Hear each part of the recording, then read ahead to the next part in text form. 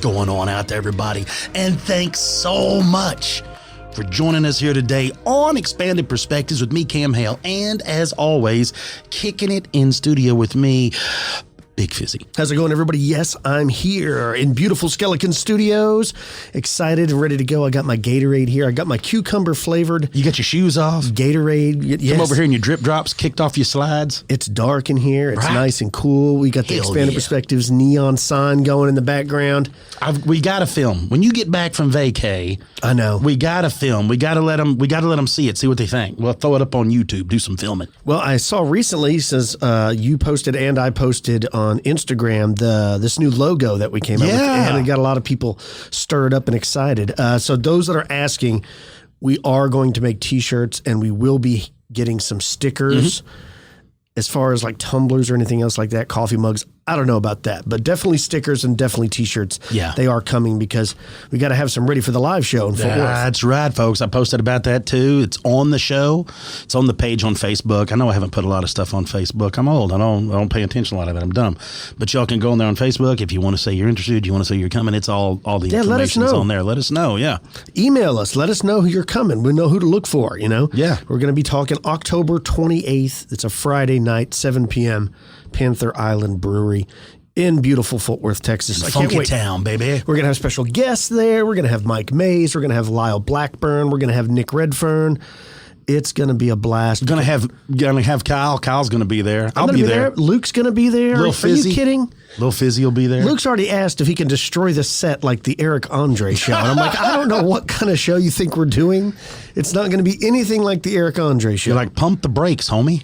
You know him. He gets excited. Yeah, he's ready to rip. He's practicing the signing of his autograph already. Because we need to have him do the hype, like to bring us in. Yeah. We'll have Little Fizzy go on stage. Here's the thing I love about Little Fizzy. He's all talk till the lights go on. Yeah, you're right. Because he was killing it. And we popped that first time we hit him with them lights, and he just went, oh. Yeah, he just like seized up. He didn't know what to do. You're like, took a little work. We got him, but it took a little work. It's just me and Uncle Cam, right? Like you're in Skeleton Studios, relax. Because he was gung-ho to do the Cameron's Cryptid Classroom. Oh, yeah. Boy, and you hit him with them lights, and he just froze. Didn't know what to do. I hope he follows through. I'm seriously, we're going to have him come out and have to bring us in and all that if he don't lock up. I think he'll do pretty good. I think so. I've talked about it before. Like when he goes to school and his classmates see him on the Expanded Perspectives YouTube channel, he gets tons of street cred. Those kids lose it. Because they may have older brothers or sisters or somebody that they know that has a channel, but it's got nothing compared to the views that Expanded Perspectives gets. So they think of him as like a little celebrity. That's so funny. It is hilarious. I'm glad he loves it. Speaking of something that's not hilarious, folks, we got an awesome interview today. We do. We're going to throw a few stories at you, but we got to talk to our homie Joshua Cutchin. We ain't got to talk to him in a good bit.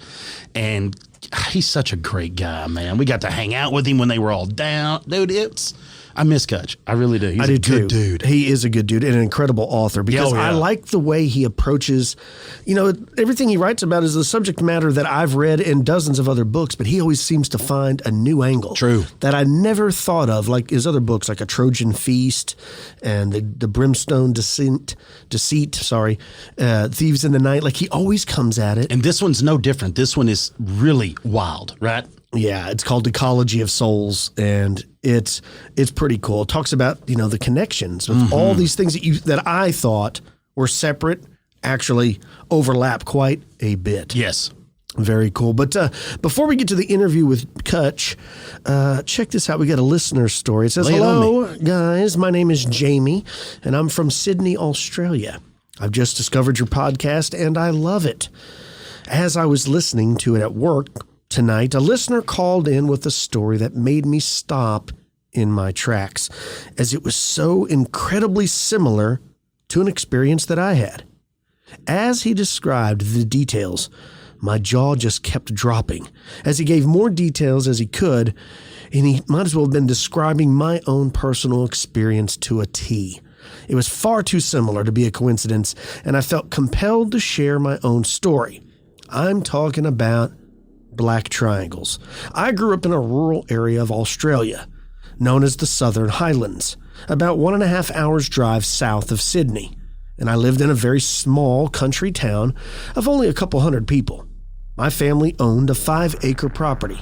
The property was on the edge of town and sloped down towards a gully on the edge of a national park that started at our fence line. So if you can imagine, it was an open field with a view over the national park. Nothing but beyond our fence line except about 100 miles of rugged bushland. It was in the summer of 1998. I was 17 years old.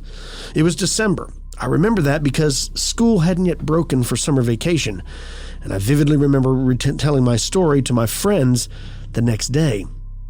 It was about 8 p.m. It was that time of year where the days are starting to become really long, so at that time it was still really light outside. I was indoors, sitting at my desk playing a game on my computer. Suddenly, I heard my mother, who had been outside hanging clothes on the line, frantically calling me outside. My mother is one of those down-to-earth, raised in the country, no-nonsense types of people who wasn't really prone to getting worked up, so I knew something major was going on. I thought perhaps that our animals were getting attacked or something. There was some kind of problem because we've had livestock being killed by wild animals in the area before. So I rushed outside to see what was up. My mother was standing at the clothesline, looking directly up at something. As she heard me come outside, she pointed to something in the sky and said, "Look at that thing. What the hell is that?"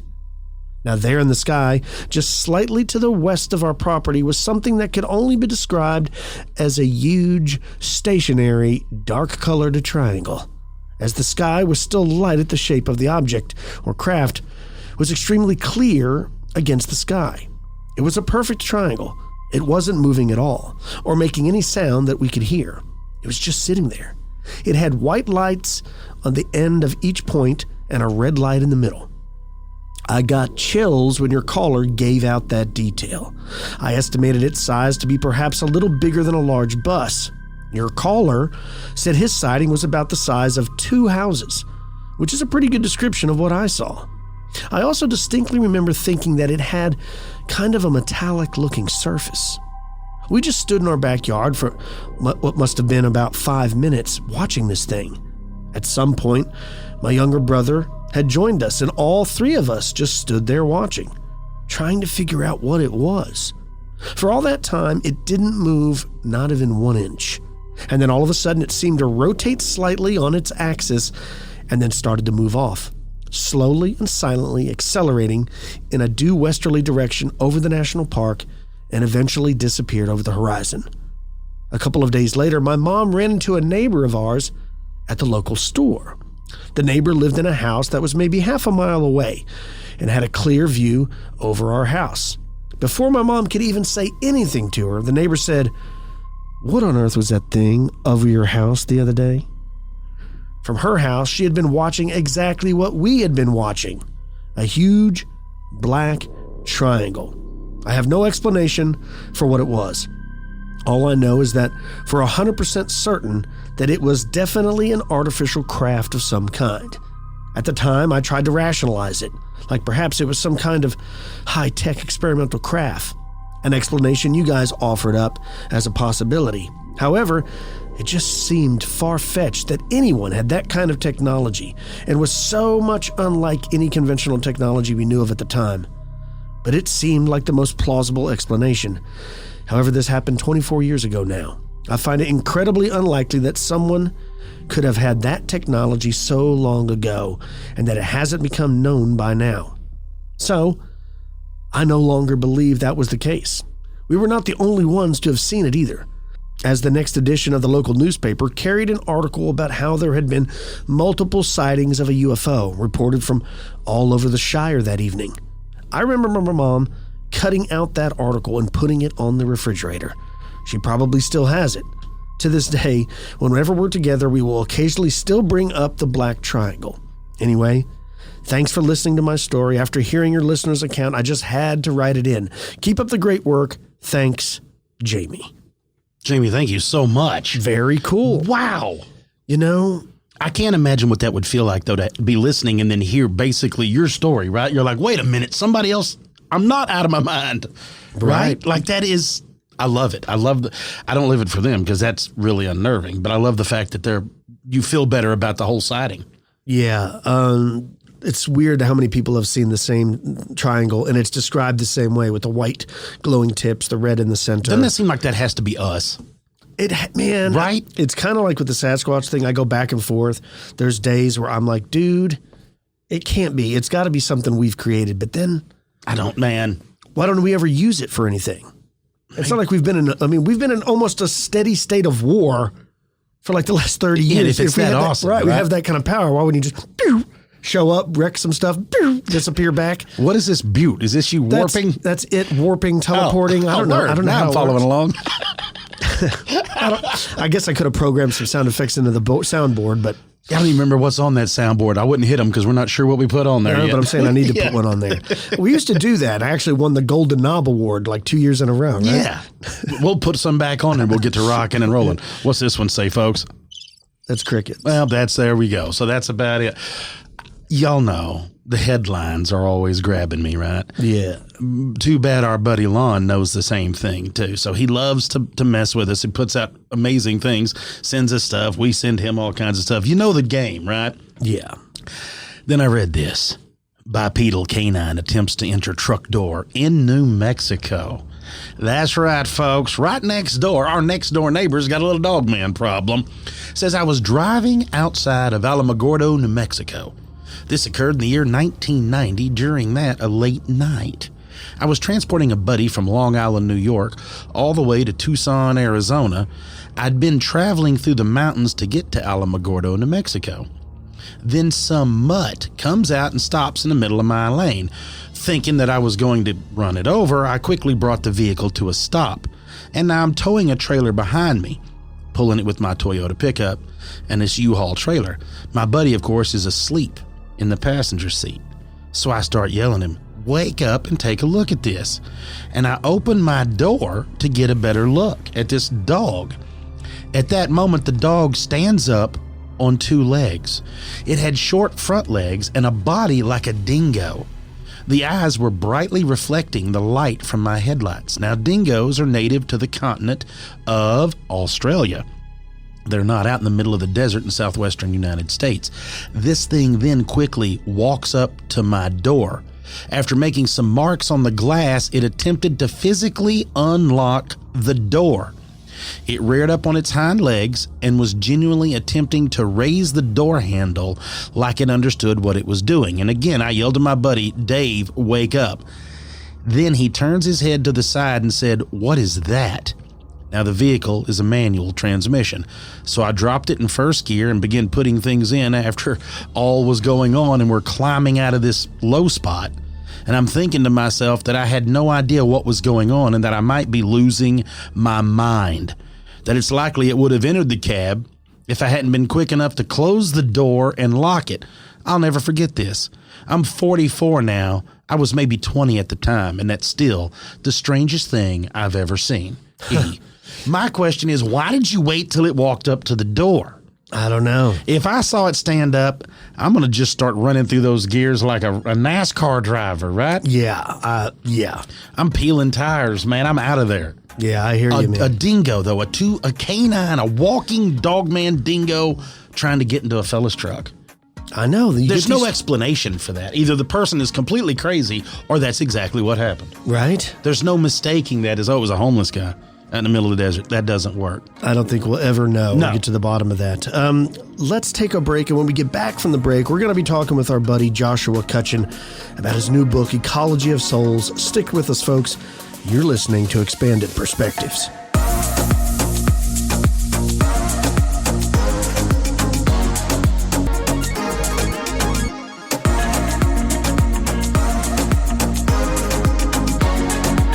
All right, everybody, we got a special guest today. You've heard him before. He's an amazing author. He's a cool guy and a good friend. He's written books like The Trojan Feast and The Brimstone Deceit, as well as Thieves in the Night and Where the Footprints End. Mr. Joshua Cutchin. How you doing, Cutch? What's going on, bud? I'm doing so good. It was so nice to just be catching up with you guys a little bit before we started. And, and it'll be after we end. So get ready. Yeah, exactly. I talk to a lot of podcasters, and I have for the most part, really good conversations, and they all seem to be good people. But it's always a little bit more special when you've met the person and you've hung out with them, and it's always just a little bit better. You can shoot the breeze a little bit more. Real easily. friendship. So yeah, exactly. So it's so good to talk to y'all again, and thanks for having me on. Yeah, absolutely. You're always welcome, man. You continue to blow my socks off every time you drop another book. That's why I'm going bald. You've blown all the hair off. You've done an incredible job again with this one, and I'm not even done with this one, but... Wait, before we dive in, we were talking about this, and you folks need to know, I think Cutch was the last person we interviewed. I think so. We got to go back and look through the lineup. I think he was the last one we had on again, so we've been waiting for him to finish this tome before he can jump on now. Yeah. So, without any more hesitation, Cutch, tell everybody about your latest book, Ecology of Souls. What's it about, and how did you get started down this path? Well, your socks might stay blown off for a while because I don't know how I'm going to go back to writing after doing this. It was going to be one book, and the inspiration was something that had sort of been in the back of my mind for a while. I look back through my older stuff, and there are little hints of this eventual book in some of my older work. But there was a quote that had always stuck with me, and it's the quote that opens up the book, which is a quote from Anne Strieber, the late wife of Whitley Strieber, who we all know from Communion. And after Communion was released in 1987, they just got tens of thousands of letters from experiencers who wanted to share what they'd gone through after reading Communion and realizing that they weren't alone. And Whitley says that he walked into their study one day and there were a couple of notes, a couple of correspondences and similarities that she had been noting across all the different letters. And one that she had written that stuck with him and obviously stuck with me was, "This has something to do with what we call death." So you take that odd possibility when talking about the UFO phenomenon and alien abductions and things like that. And if you carry that with you, you start to notice things in a lot of these different stories. The number of times that dead loved ones show up in these stories, the number of times that, these aliens, for lack of a better term, impart spiritual messages to people. I'm not saying that they should all be taken on face value, but it does suggest that there's something a little bit more complex going on here than the extraterrestrial hypothesis. Yeah. And so I've got that. Oh, yeah. So go ahead. No, I was going to say, it blew me away when I read that. You were talking about in chapter 10, I believe, you're actually talking about an aviation professional who shared his story with Whitley. And it was something about, I guess, his son or one of his sons passed away recently. And then they had a UFO sighting. And if you'd like to tell that story, I mean, it's amazing. Yeah, I think this might have been in Transformation. I can't recall off the top of my head. A lot of his books in with that shun suffix. Mm-hmm. But Whitley got a phone call. I believe it was in the years following Communion, from an FAA personnel member who had their son had died recently, and they had let their dog out, and then there was a commotion in the backyard. So he and his wife stepped outside, and they saw this fireball coming through the house. And they thought it was a crashing plane at first, but, of course, him being an aviation professional, he sort of realized that wasn't what it was. It was something stranger. And when they came inside, they were greeted by their youngest son, who was supposed to be in bed. And they thought that maybe he had seen the fireball himself, but instead he said, "Mom and Dad, there was a little blue man who came into my room and told me that, my brother is okay, and that he's doing well, this and that and the other." And it's interesting because a lot of these connections between UFOs and the dead specifically come from Whitley Strieber. But once you start looking across a lot of the other abduction literature, you'll find vestiges of it in the work of Jenny Randles and Raymond Fowler and just a lot of different other places as well. And it just flat out doesn't get talked about that much. I do think that this has kind of been lurking in the background even before, Anne's observation. Obviously it has, because I go to great lengths of the book to talk about comets being portents of death and all sorts of stuff. And there's tons of stuff we can unpack with that. But I think that if you look at Jacques Vallée's 1969 Passport to Magonia, which is like one of the touchstone works in this field for me, it was the work that really highlighted the similarities between the Fey folk and these alien abduction narratives. You know, Valet did a great job with outlining that stuff, but there's something that sort of haunts the background of that, which doesn't really get addressed, which is the fact that most cultures, especially the Western European cultures, but I go to great lengths in the book to show that it was really a worldwide association. Most cultures that had some variation of the Fey folk intimately associated them with the dead, to the extent that even if they weren't literally the dead, they would be seen cavorting with the dead. You know, there are all these narratives of people going to fairyland and being warned not to eat or drink by someone that had died a year earlier, right? A neighbor that had died.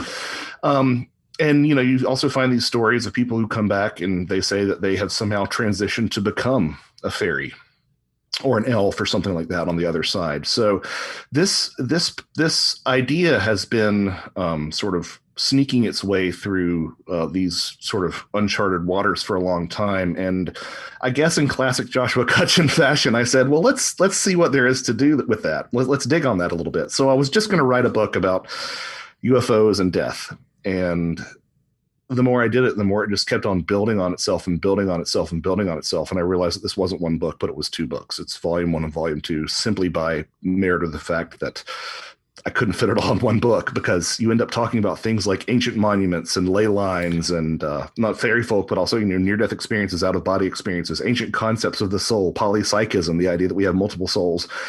And then that's when I said, oh, this is kind of a holistic way to view the entirety of the paranormal. And I'm not sure if it's right or it's objectively true, but it certainly works for me and helps me to reconcile some of the most peculiar things that I've noticed through the years. Yeah, I mean, again, and what I liked chapter 11, the one right after that one that you just described about alien abductions, because mostly I'm terrified of aliens. But what I enjoyed was the spirit connection that you made with aliens and UFOs. And I wasn't really aware of this before, but you noted an author named Ivor McKay, and he noted that UFO sightings and hauntings share numerous phenomena. And I didn't really know this. Things like noxious odors, aversion to light, psi effects, telepathy. You mentioned telekinesis, levitation, buzzing sounds, and even poltergeist activity. I didn't realize, or I never knew before, or saw the connection between stuff like this and alien abduction. I didn't know that. I thought they were two separate realms, and actually there's like a lot in common. The lines are so blurry that it becomes hard to really distinguish them. And this is something, you know, Jenny Randall's noticed during some of her work in like the late 80s and early 90s in the UK. There was like probably a dozen or two cases that she didn't know whether or not they were near-death experiences or alien abductions, right? And a strong case can be made that we just sort of grant the same suite of attributes to whatever is unexplained, you know. So that's why you see the weird Bigfoot stories sometimes give Bigfoot the same abilities and the same, you know, to pass through walls or to float. And right. Obviously that's something with the Fey folk and with aliens. So I think a case can be made for that, or these are all expressions of a singular phenomenon rather than multiple phenomena, or at least, you know, the Venn diagrams overlap. And that's one of the most common ones is the poltergeist connection. You know, we think of poltergeists as noisy spirits, maybe related to hauntings. Parapsychological literature suggests now that it's usually residual psychokinesis focused around a person who might be undergoing some significant amount of stress. But there was a time when that same behavior was attributed to fairies. And now, you know, as I sort of talked about in Where the Footprints in Volume 1, if there are plenty of Bigfoot reports that don't have an actual Bigfoot in them, but they do have poltergeist activity that's attributed to Bigfoot, in addition to some cases where there are, you know, poltergeist activity in the house and Bigfoot sightings on the property. But also, the poltergeist stuff happens with people after they embark on a lot of psychedelic trips. It happens to, obviously, people who are inducted into shamanistic practices in animist cultures, and doesn't get talked about as much as it should, but it's extremely common after near-death experiences and alien abductions. And so it really does lead one to say, what if all these sort of contact modalities, to borrow a term that Ray Hernandez coined, what if all these different contact modalities really are touching the same source? And what if that source is that threshold between the living and the dead, whatever that means, right? I mean, it's there's only so much you can write about in a book that's this long anyway. Like, don't need to make it any longer. So I didn't redefine death or the afterlife or anything like that. But yeah, it seems to suggest to me that it's all about crossing that boundary, you know? Yeah, there's a lot of similarities that I didn't know existed. They've been right there in front of me this whole time, never connected the dots, but you somehow did, and now I'm never going to be able to forget it, right? You're right, though. A lot of these near-death experiences that people have are pretty similar to alien abduction stories, and they start to blend and blur together, and you can't really tell which one is which. And you mentioned Kenneth Ring's observations regarding alien abductions and these near-death experiences. What did you find by looking into some of Mr. Ring's observations? Well, I mean, so Kenneth Ring is sort of like the go-to source for this connection. And he was, sort of really into the near-death experience stuff. And that's when somebody said, hey, you should check out this book. I think it was this Ring's publisher, actually, that said you should check out this new book by this Strieber guy. And so he started dialogue with Whitley Strieber, and he realized that there was a lot of overlap between these two experiences. In addition, you have people like Indiana University folklorist Eddie Bullard, who was drawing similar connections between shamanic initiations and alien abductions. But, so many times shamanic initiations in these traditional cultures are a trip to the verge of death. Like, that's the point. You die and you're reborn and you have power over your world. So Ring pointed out a lot of these things. He also pointed out something that we don't normally associate with near-death experiences. Like in pop culture, we say, oh, well, you get in a bad car accident and you float out of your body and go down a tunnel and meet your loved ones and then come back and all that. But there seems to be a tendency for people to not only be encounter prone. There are people who have UFO sightings and hauntings in their homes long before they ever have near-death experiences. And of course, vice versa. People have near-death experiences and then they experience all this other stuff as if their perceptions are opened. But one of the things that Ring did was he pointed out that there seems to be a thread of dissociative personality that seems to manifest in a lot of these experiencers, stemming from some sort of trauma, oftentimes trauma in childhood, tragically enough. And that's something else that a lot of alien abduction researchers have noted too. Not that it's necessarily a prerequisite for these experiences, but that it is a common way for people to enter this dissociative state. So it seems like it might be one of, a host of factors that might induce this, but that's definitely a similarity that he noted. And, you see that same dissociation trauma motif manifesting again in these rites of shamanic initiation, which are oftentimes arduous or painful, literal burials alive and rebirths. But something that I found interesting that I don't think people have really talked about is if you look at the changeling phenomenon, where, the fairies substituted one of their own for a human baby. These infants were tortured, right? I mean, that's what Thieves in the Night is about, is the horrible things that people put these suspected changelings through. And, if they were lucky, the fairies would supposedly bring the child back and, they'd have their baby back. But oftentimes these children who had been taken to fairyland would come back and they would have miraculous powers, or they would become priests. So it kind of makes you wonder if the whole changeling phenomenon wasn't sort of manufacturing experiencers through this trauma that they were inflicting on these children. In other words, they said, they mistakenly thought it was a changeling, and they actually kind of sent their own children to fairyland, so to speak, and brought them back. Yeah, I mean, I again, the correlations between fairyland visits and near-death experiences, I wasn't really aware of that. And I like how you described that sometimes someone's loved one or whatever passes away and then they're seen along with these fairies. Sometimes they actually become fairies themselves. And again, say your uncle passes away and then you see him come back and he's a gnome now or something. Like, is that a ghost? Is this a face sighting? Like, I was literally today years old whenever I learned about that. Whenever he put that together, I'm like, it's been staring at us this entire time. Well, and you look at where these little people tend to appear, and it's almost always around these burial sites, these burial mounds and stuff. I have something that I like to do in one of my presentations where I show a picture of an Irish fairy fort, right? and I show it beside a picture of the Etowah Mounds here in Georgia, the Native American mounds here in Georgia that was pre-excavation, so it hasn't been cleared. And I ask people which is the fairy fort and which is the North American mound, and no one can ever tell the difference. And, I think it's really illustrative for how these things tend to look very similar because, especially here in the southeast of the U.S., a lot of the Cherokee Little People are associated with these burial sites, I should say. And a lot of these mounds do contain burials. So again, it kind of brings into question whether or not that's what we're seeing. Yeah. Is these little people are just the dead. And you find that, in Norse mythology, a lot of times there's a strong association between dwarves being the ancestors and stuff. And yeah, people who leave and they come back and they say, oh, I've become a fairy. It's like, I don't know what to do with that, Yeah, I don't either.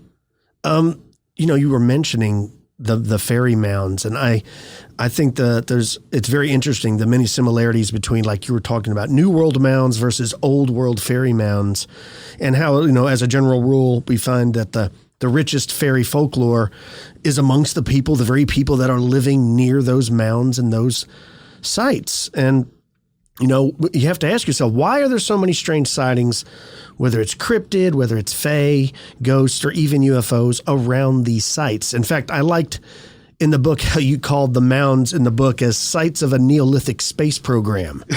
the Neolithic space program, yeah.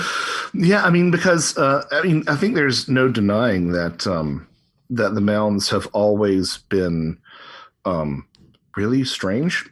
Yeah. It's not just modern paranormal thinking that has drawn that conclusion. I don't have the stats in front of me, but there was a survey, maybe I can bring them up right quick, by this gentleman named Bradley T. Lepper, who found that 13 of 38 tribes in the Native American literature, if they didn't credit themselves or their ancestors, didn't know who lived in these mounds and these earthworks that you find all across North America. And at least 6 of those 38 attributed them to spirits or supernatural races. So again, we have the same motif that you see in the old world, where we have this association between little people and giants and spirits in the mounds. So I find that really compelling if you look at that in the light of how many supposed paranormal encounters take place near the mounds, UFO sightings. Dogman is always around these mounds. And I suspect that these spots look so similar for a number of reasons, but I suspect that they look so similar because human beings sort of discovered a set of attributes that they could capitalize upon that would sort of thin the veil at these spots. Because, just one example off the top of my head, the layering that you find in some of these New World mounds, sometimes done at great effort. You'll find mounds in the Midwest that have seashells layered, layers of seashells in between layers of dirt. And you'll find that same layering in other spots. Silbury Hill in England is another good example, which also has a paranormal pedigree behind it. So I suspect that there are a variety of these different techniques in addition to just places on the land where they could sort of capitalize on spirit forces of some sort. That's my working idea. And they could sort of thin the veil. And that's where the idea of the Neolithic space program comes in. Like, we've built the launch pad, right? Yeah. We've trained our astronauts who are the shamans. Now let's give them the rocket fuel, which is the mushroom or the hallucinogenic brew of some sort. And it's just an easier place to contact these things, so much so that sometimes we get bleed over into our waking lives. I love the idea of what you touched on, because we're all such Fae junkies for all of this. I love the idea of maybe the Fae realm being where souls have come from, or maybe where souls end up going, like for a reset. And that's why it feels so comforting when we see them. But it also would explain a lot of why they seem so shocked when we notice them. It explains so much when we realize that maybe we're not near as different as we think. We're just happen to be on they're on one side of the fence and we're on the other. And every now and again, there's slats missing and we get to look through and see each other. Well, I love that. You know, you mentioned that surprise because you see that like in all these stories, right? Like you see it in the alien stories and the Bigfoot stories. And sometimes I wonder if there's not like, you know, an alien or a fairy shaman on the other side who's taking some sort of substance or is entering some sort of altered state of consciousness. And that's why they're so surprised, you know, they've come into our realm as opposed to us going into their realm. Like you see so many times. Well, I remember a story, not that you had written either, but I remember hearing a story of a person trying ayahuasca for the first time, and they were doing it in New York City. And so they did it in their apartment. They had a person come and administer it and do all this. And he was a Brazilian shaman that was there that had brought it. And he, you know, did the whole thing. This person did it all. And when the person came out, he said, you know, it was crazy. He said, I thought I saw your people from the jungles. And he started naming them off. And he was like, yeah, they're here. And he said, they knew you were doing it. So they were there to make sure you found your way back. And so you hear there's a lot of those stories to where people report the exact same thing. And it's one thing to have a mass hallucination when you're all together or whatever it is. But when you got people from around the world having the exact same experience, doing the exact same thing, it starts leading you to like, well, if everybody jumps in the pool, everybody gets wet. I guess you could say water's wet. Like after a while, it just has to be simple. No, I got chills with you telling that story, but at the same time, I mean, there are apocryphal anecdotes that people who, you know, if you gave, I think it was, I can't remember exactly who it was, but there's some correspondence between two, pharmacologists, and they said that they actually administered ayahuasca to some Inuit populations, and the Inuits reported seeing jaguars. They described jaguars, even though they've obviously never seen jaguars. There's some knowledge in that stuff. I really do think so. And you look at, you know, these other stories where people get this confirmation, much like in near-death experiences, people will get confirmation of people that have passed away elsewhere. And they're the first ones to know about it because they've taken ayahuasca. And it isn't until days later that somebody radios them. You know, they're in the middle of this village in the Amazon basin, and 3 days later, somebody radios and says, oh, your grandfather died. And it's like, yep, already knew that. Yeah, because, you know, that's what ayahuasca was. Ayahuasca, the vine of souls, the vine of the dead. Again, it keeps on rearing its head. So that's really chilling. I kind of have to wonder if the person in their New York apartment taking ayahuasca, I hope they put down a tarp first. Oh yeah, I'm sure, right? Like, get in the tub. It's not a pretty experience. DNA over everything, right? Yeah. It is so odd though, but I never thought of that until you started what you've written in here with the whole NDE and the Fey realm and the possibility of them taking them to the Fey realm. And there's so much of this starts making a little more sense when you when we let it get closer, when we quit fighting against it and we just pull back and we let it overlap. Now you're like, it's telling us. We just have to be willing to get out of our own way and let's let it tell us what it's doing. Yeah, and with the Fae stuff, I mean, so a lot of the reason that we think that fairies are nature spirits, I mean, there's some basis for that in older traditions, but so much of that is a derivation of theosophy. Helena Blavatsky's, you know, movement around the end of the 19th century, like that's kind of where a lot of that comes from. It reworks some older Paracelsian elementals, but like, again, these cultures tended to think of it as the dead, and sometimes it's really explicit, you know, that they talk about the fairies being seen celebrating at funerals and weeping at deaths. And there's this idea that it's a revolving door between us and the Fae folk world. But I really, really like what you said about like stepping back and letting it tell us what it is, because I really want these things to not be from us. And by saying that, I'm not saying that I think that they're hallucinations or I think that we're making them up. I mean, I think that there's some sort of connection between us and these other things. And I don't know how separate they are. And I don't want it to be that way. I want fairies to be nature elementals, and I want Bigfoot to be a hairy monkey, and I want aliens to be something that isn't human, right? Even if they're not extraterrestrial, something that isn't human. But if I sit back and again, like you said, Cam, if I sit back and I look at what it's telling me and telling us, I see ample evidence that it is somehow intimately related to us, and that it might be, you know, it might be our ancestors, and it might be a projection of ourselves, a projection of our own souls. That's an idea that I play with in one of the chapters, is is, it's a Carl Jung idea, actually, the idea that the UFO is sort of a symbol of the exteriorized soul because the circle is representative of wholeness. And that sounds kind of silly at first, but then you look at things like the traditions of doppelgangers, right? The idea that you see yourself, and if you see yourself, it's a death omen because it means that the link between your soul and your body has somehow been weakened. But people in all sorts of cosmologies, indigenous, early Christian, have always conceptualized the soul as a glowing orb of light. And people see glowing orbs of light sometimes before they die. So is that them seeing their soul? Is the UFO a doppelganger sometimes? I don't know, but it's a fascinating way to look at it. And, I'm left with more questions than I have answers, really. Well, that's exactly it. It's like you said, something has been going on throughout history that has involved the shaman and involved the training that of all of these, and we use the term shaman loosely, but there's no other way to put it. A holy man, whatever it is, in any area that it is, there's always and there's still that way now. There's always that one person, whether it be at family.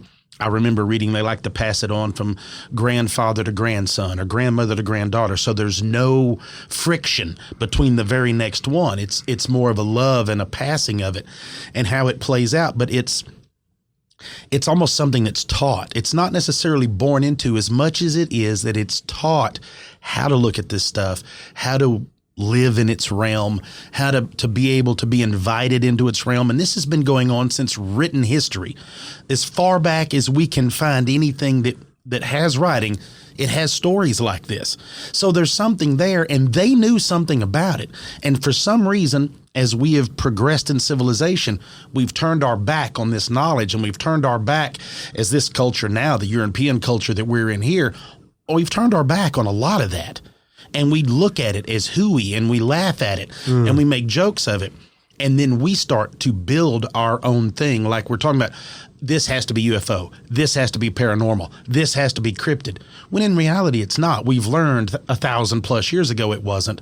We've forgotten it. We thought we could make it better, like everybody has a tendency to do. When in reality, we want to be important, right? Yeah, we want to know. The human mind can't not know. It has to have, that's what drives it nuts. That's what drives the idea of the afterlife, is you have to know what's next in order to have comfort, because unknowing is the greatest fear. Unknowing is the one thing that you can't shake. I don't know the outcome. What is going to happen to my person? And everybody's that way. And I think we've known it. I just think it's been lost, and you've made some connections that I never thought about, but I believe it's there, is a lot of this stuff is interwoven. I mean, yeah, cosine. I mean, so yeah. I mean, when I use the term, shamanism, I'm speaking very broadly, because you have things like medicine men and yogis, and like that's a book on its own. Yeah, exactly. But it's the sort of umbrella term to describe people who have been in touch with this thing, which, again, I think it's been with us for as long as we can remember. And as someone who is still a Christian, I can't help but see that the church played a huge role in us sort of ignoring a lot of these things and saying, it's either God or an angel, or it's all demons. Yes. That's sort of the way that the church handled things. It's great marketing. It's great marketing, and there's a sense of surety there that really appeals to people. But again, it's that certainty, right? It's what my friend Greg Bishop calls the certainty fetish. And you're right that afterlife beliefs tend to play into that in a very big way. At the same time, if you look at these experiences and the after effects that they have on people, and by these experiences, I mean near-death experiences, out-of-body experiences, trips to fairyland, cryptid encounters, psychedelic trips, and even alien abductions. If you look at the surveys that have been concluded afterwards, time and again, people say that they're less afraid of death. They're aware that there's something bigger to it, which is sort of one of the refrains of the book that comes up, is this idea of dying to death. You sort of remove that fear of the unknown from your life so that you can actually, better your existence here, better your fellow man here, man, woman here, and to really concentrate on bettering these things and occupying yourself with loftier goals, as opposed to being mired in this simple question of like, do we survive or not? And that dying to death thing just keeps coming back time and time again. And I would argue that it goes all the way back probably to something like the Eleusinian mysteries, when there were all those other Greek mystery cults where people would perhaps in some of these proposed models, they would take entheogens and they would descend into a cave and they would come out reborn. And they would always say, blessed are those who enter Eleusis because they now have died to death. It's the same idea again, time and time and time again. The rebirth is something that's very popular in all of shamanism. And it's something that I never thought about it. Like when you were talking about with the changelings and the bringing it, of course I love the Fae stuff. But it just starts making sense. A lot of these things start clicking that it's like you have to get out of your own way. And that's finally like, oh man. Well, like we even talked about, it's something about the mounds, like you brought up, or any of these old sites that have these strange things happening. It's always like the veil is thinner. It's somehow, for some reason, we talk about it in Missing 411 with missing people. That stuff comes up when they just completely vanish. There's no other explanation. Either they went off in a hole, or they're in fairyland, or they're just not in this realm anymore. Something happened where they passed through. We have stories before where they talk about seeing gnomes, the Fae, leprechauns, whatever, going through what appear to be solid objects. They easily go right into granite. They easily go into a tree, into this, into a mound. But then you go over there, you're like, well, how come it's not working for me? It's like, well, because you're really not the same thing. You are, and you aren't. You know, wolves and chihuahuas are dogs, yes, but they're not quite the same thing. I never heard of anyone getting shot by Fae folk until this book. I never heard of that. Elf bolts, elf shot, elf arrows, these invisible, these invisible spirit projectiles. And it isn't just in one location. Like all around the globe, people have these traditions where they talk about loved ones were struck with these invisible ghost darts and they were killed. How did you stumble upon this? Well, I'd always kind of been aware of it. And Allison Jornlund and I will be partnering sometime after I decide I'm going to write again, probably on a book on these spirit darts, because she completed an essay for me for this book on fairy films, which will be out at some point. We'll see. But she had done a lot of work on that, and that really sort of hit me to the fact that this is stuff like fairy shot and elf shot and things like that. We typically see this in Western Europe and places like that as people uncovering old, Neolithic arrowheads and deciding that they must be from the Fae folk. But there was also this idea that, the fairies and elves and whatnot could inflict pain from a distance. And, this sometimes manifested as something called the fairy blast. And blast shares the same root words with blister and blustery, because the idea was that fairies who traveled on the wind could hit you with a blast of blustery air and leave a blister. And inside that blister, if it was lanced, would be any number of just objects, twigs, bits of rock, eggshell, bone, leaves, just any number of things, right? But it's always just trash. But it really does nest quite neatly into that spirit dart phenomenon that you see in a lot of indigenous tribes. It's especially common in the Amazon, but also amongst, for example, the Yoruba. To this day, I think there are specifically some medical doctors who've documented Yoruba people who believe that they've been afflicted with witchcraft, and they open them up and they sure enough have some sort of mundane foreign body inside them. Well, what does this sound like? It sounds like all these stories of alien implants. It really does. Yeah.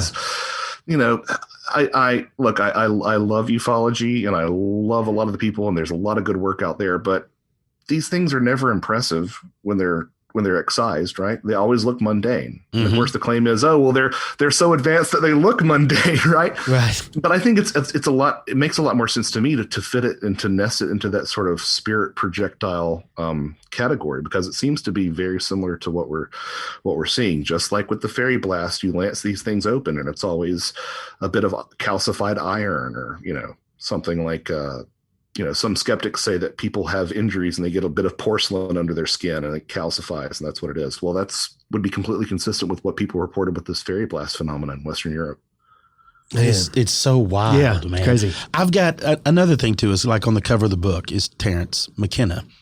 And I've been a big Terence McKenna fan, but when you added all this to it, I remember Lots of people, you want to have rock solid evidence. A lot of people are like, yeah, but you're talking about fairies and fae and UFOs and all this.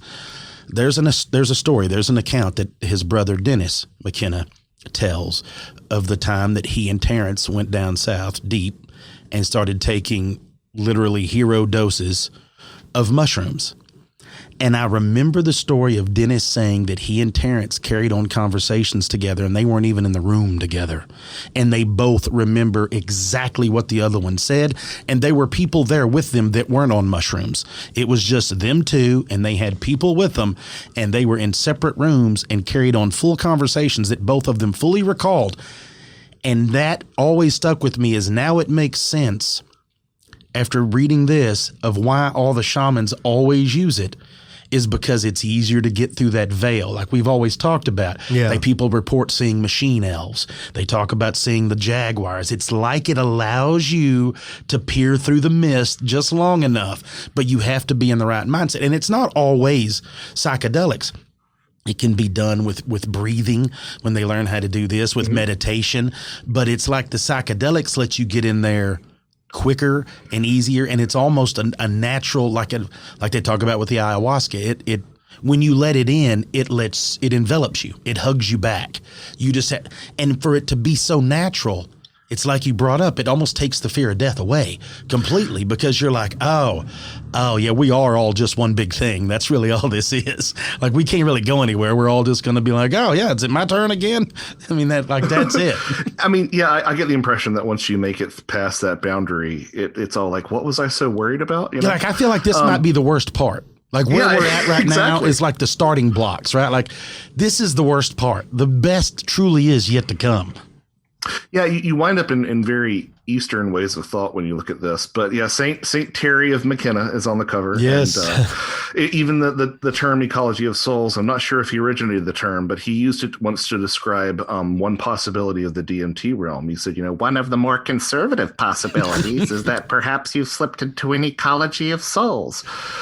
And sure enough, I mean, he supposedly claimed to have turned on a highly positioned lama, Tibetan Buddhist lama, to DMT. And the lama said that it was familiar to him. He said, yeah, that's as far as you can go without passing the point of no return.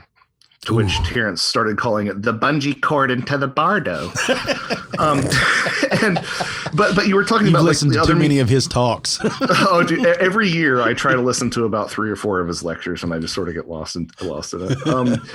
But yeah, and sure enough, a lot of some of the reductionists are saying that, well, DMT, which is present in all of us, so closely mirrors the structure of the near-death experience that must be what near-death experiences are. And it never really says, well, maybe DMT's, again, the rocket fuel to blast you into that next plane of existence. That's the self-destruct button. Whenever it's down at the end, it's like, are you tired of this now? You ready to go? Right? Exactly. Punch the button and it ignites the rocket. We got to go. Big red DMT button. Yeah, just bang it. It's going to be a great time after this. Come on. But yeah, and I think that I mean, what a fantastic thinker, and someone who's certainly his influence is all over this book, as evidenced by the cover and the dadgum title. But he was really playing with this idea that it was exactly as a lot of the shamans had said. He told a great anecdote, great story time and again, which speaks to what you were talking about. Like, you don't have to take quote unquote drugs to get there. You can also meditate and do different spiritual practices. I suspect that this thing on the other side, whether it is us or whether it's something truly alien, can also just reach out and say, hey, you get to experience this right now too. I think it can just reach through on its own. But Terence used to tell a story about a young monk who was practicing a city of levitation so that he could cross the river. And he did. He actually was able to levitate. And he goes up to, the way Terry would tell it was, he goes up to the Buddha later and he says, oh, I've been practicing and I can levitate. I levitated myself across the river. And the Buddha says, yeah, but the ferry only costs a nickel. So the idea was that, like, yeah, you can do these practices. But there is, or you can just drink the tea. Yeah, and that really ties into some of Carl Jung's ideas on alchemy as this process of self-improvement, because in alchemy there were two ways to turn lead into gold. One was the wet way and one was the dry way. And the wet way was slow and methodical, but safe, and it would get you there. And the dry way was a rocket ship, and it was hazardous, but it would get you there a lot quicker. And that to me very much sounds like what we're dealing with when we're talking about reaching these states of altered consciousness. Like you can meditate and get there, or you can maybe risk your sanity and drink the tea. And right? it's not for everyone. Like meditation's probably for everyone, but drinking that tea ain't for everyone. It's just like everything else, right? Like certain things, look, pizza sauce doesn't agree with me. Psilocybin may not agree with you. I don't know. Yeah, I talk about this stuff a lot, and I'm pretty straight edge. And so I haven't done it for a couple. Yeah. Me and Kyle, we've never done it either. Yeah. We're wink. But I've had some people come up. We're doing it now. Like, well, how can you talk about this stuff without having done it? And my response is, well, then you're saying that an astronomer can't talk about space unless he's an astronaut. Like, it doesn't make any sense, So I can rely on the testimony of others to give me some idea. And that testimony is always strikingly consistent. And again, I was just, especially with the psychedelic stuff, I was struck by how often people report traveling into the realm of the dead, and how many of these things were primarily conceived of as being a means of contacting the world of the ancestors, the world of the dead. I mean, ayahuasca, obviously, but stuff like salvia and even iboga as well were always thought of as primarily a means of entering the world of the dead, in addition to just a generalized world of spirits. And it's probably best that you don't, because then it gives you an unbiased view of what you were hearing and laying out. You don't want to be on that team, right? You don't want to be in there and you realize now how awesome it is. And then now you're cheerleading and you're forefronting everything, when in reality, it might be better to be analytical the way you're approaching it now. Yeah, there are some days, though, when I'm like, man, I just want to see the little people, Yeah, whenever you get down, just let us know. Yeah, fair enough. Well, you've done... Because we'd love to go to the fairy realm. If you're going, we're going. Yeah, well, I would love to see that. I don't want to eat anything there, but I'd like to just take a look in there. Be sure to take a friend and a towel. Yeah, yes. Hitchhiker's Guide. There we go. Well, Joshua, my hat's off to you again. Yes. This Ecology of Souls, an amazing book. There's like 2 volumes, right? It's so large you couldn't. The publisher couldn't even fit it in one book. They had to make it in 2. Yeah, that was. So I know that some people will be like, "You're nickel and diming," and I'm not nickel and diming. I don't trust Amazon's binding, because it is self-published through Amazon. I don't trust Amazon's binding to do it. So it's available, depending on the way you look at it, there are 4 books, right? So there's volume 1, there's volume 2, which is just one book, but it's split into 2 separate volumes because of space concerns. I also opted to not include any of the endnotes or references or 3 appendices, which feature the dead appearing during alien abductions. 3 appendices, those are available either as another print volume called The Ecology of Souls Companion, or I've made them freely available on joshuacutchin.com, because if you buy the books, you have the right to see where the information comes from, right? So this is just for print completionists. No need to buy all 3. And then, the most financially reasonable route is to just get the ebook, which has all the endnotes in there as well as one. It's volumes 1 and 2 in just the single ebook. Are you going to do the audiobook version? Read it yourself? We're waiting. You are like the 12th person to ask me about this. And I'm expecting it next week. I really need to. The main thing that's holding me back is there's some stuff that I look at and I'm like, I don't know how the heck to pronounce this. Like, let me read it for you. I'll just pronounce it however I want. Exactly. Everybody hates me when I do it anyway, so I'll just do it for you too. Just get over it. Yeah. Well, do you have any other than Amazon? Is there any other places people can purchase the book? You can also contact me directly. It's for autographed copies. I'm doing something on Amazon. I'm offering a discount for buying them all together that you just can't do through Amazon. So awesome. Yeah, I wanted to self-publish this because I wanted to see what the experience is like. It's a tough experience to self-publish. Tim and I self-published Where the Footprints End, but he did all the layout and he did all the artwork. So I was like, okay, well, what happens if I do this on my own? Well, it's a lot of work, but it was fun. And it was a good learning process. But also I kind of felt like these directors who like get some success and then they have an idea and they kind of want to shop it around, but they're kind of convinced that all the studios are going to tell them to take stuff out and to change stuff. Yeah, right. You know what? I wrote Ecology of Souls first and foremost for me, and I wanted this to be exactly what it is that's out there right now. So, well, you did an amazing job. So. Yeah. Well, thank you so much, y'all. I appreciate it. Do you have any appearances coming up? So yeah, I got some stuff coming up. This weekend I will be in Cape Girardeau, Missouri. Nice. I'm really excited. It's a real rogues gallery of folks who are going to be there. Myself, Micah Hanks, Ryan Sprague, or just some of the ufological people who are going to be there. That is the Midwest Conference on the Unknown. You can find that at cape-events.com. Like I said, it's late notice. It's this weekend, but it should be a really fantastic time. Then next weekend, I'm going to be in Franklin Grove, Illinois at the Worldwide Metaphysical Tribe, doing a talk on Bigfoot. And we're also going to have a CE5. We're going to try to call down the UFOs, which nice. is going to be interesting. It's going to be interesting to see if it does anything, right? Yeah, because I feel like I'm paranormal kryptonite, but I'm coming in with an open mind. And then Labor Day weekend, I will be at Dragon Con here in Atlanta. Nice. Doing the paranormal track on that. So, looks like I've got a very busy couple of weeks ahead of me, but it's going to be fun. Well, that sounds awesome. Well, thanks again for coming on and talking to us today, Joshua. Thanks, brothers. It's been so much fun.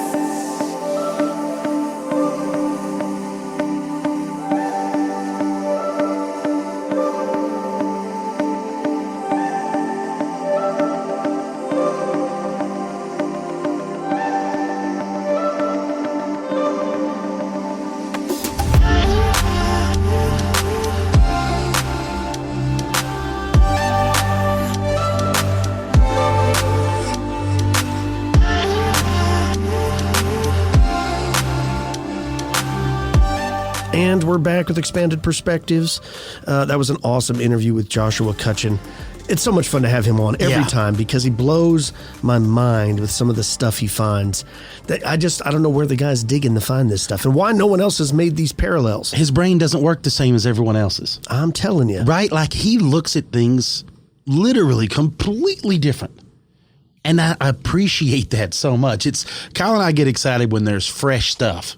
Right, like when there's fresh ideas, fresh new takes, because it's been the same, and it's just been looking over the same things, and then when he comes out with this odd stuff, and we say fresh, it's been here this whole time. Right, he's just finally been the man to drag it into the light and put it on display. Yeah, I love talking with him. I love reading his books. His books are fantastic. If you've never picked up a paranormal book by Joshua, you definitely need to check it out. I'll put links to it in the show notes and everything, but it's called Ecology of Souls. This book just came out, and it is impressive. Also, you should check out his other work like A Trojan Feast, the food and drink offerings of aliens, fairies, and Sasquatch. Not only can you buy that book, but if you go back, you can listen to us do an interview with him about that book. Oh, yeah. Also, he has Thieves in the Night, A Brief History of Supernatural Child Abductions. That was a good one. And the Brimstone Deceit, an in-depth examination of supernatural scents and otherworldly odors. Again, I had no idea about that kind of stuff. And then Where the Footprints End, High Strangeness, and the Bigfoot Phenomenon. Incredible job. Yeah. I love it when we have him on. And he said he's going to take a little break for now, but then I'm sure we'll be coming up with another banger in the next year. He's got to take a break. That thing's massive. It is. A massive double tomes that he's got whipped out there. Well, in the beginning of the show, we read that UFO, that triangle UFO sighting from Australia. And I remember... You remember meeting David Marler at like the Ozark UFO conference?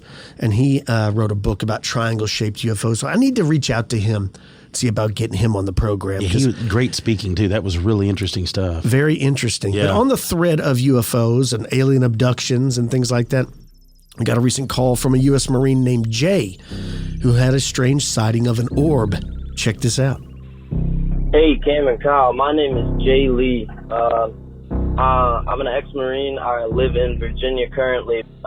When I was in the Marine Corps, I was working out in California, Camp Pendleton, up in the mountains. You know how it gets, California being the #1 for sightings. It was actually kind of an interesting night. We were all doing an exercise out there, and I happened to just look up in the sky, and here I see this bright red dot just kind of shoot up from the ground. And at first, I really thought it was a flare. I thought it was a flare for sure. And then I looked, there was no smoke trail, and it was a very clear night. You could see all the stars. And I was like, all right, this is a weird situation here. And then I just watched it for probably about 5-6 minutes, and it just got brighter and brighter. And I was asking people, I was like, hey, y'all see this? And they were like, yeah, I see it. It's probably just a flare. I was like, no, watch it.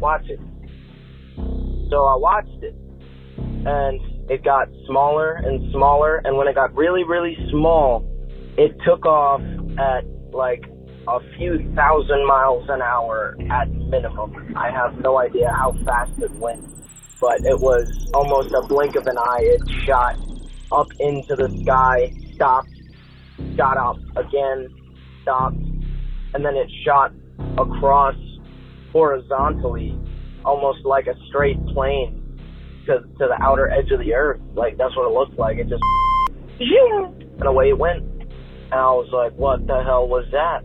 And I just watched it, and it floated and floated. It slowed down, floated, and then, boom, disappeared. I was like, yo. Anybody else saw that?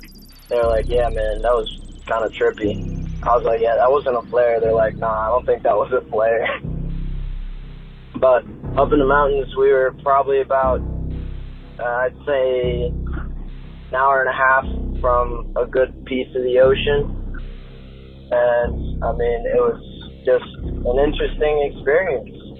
And I never really knew what it was, but the fact that, you know, this bright red object shoots up into the sky, stops, shoots up again, stops, shoots up again, stops, and then takes off.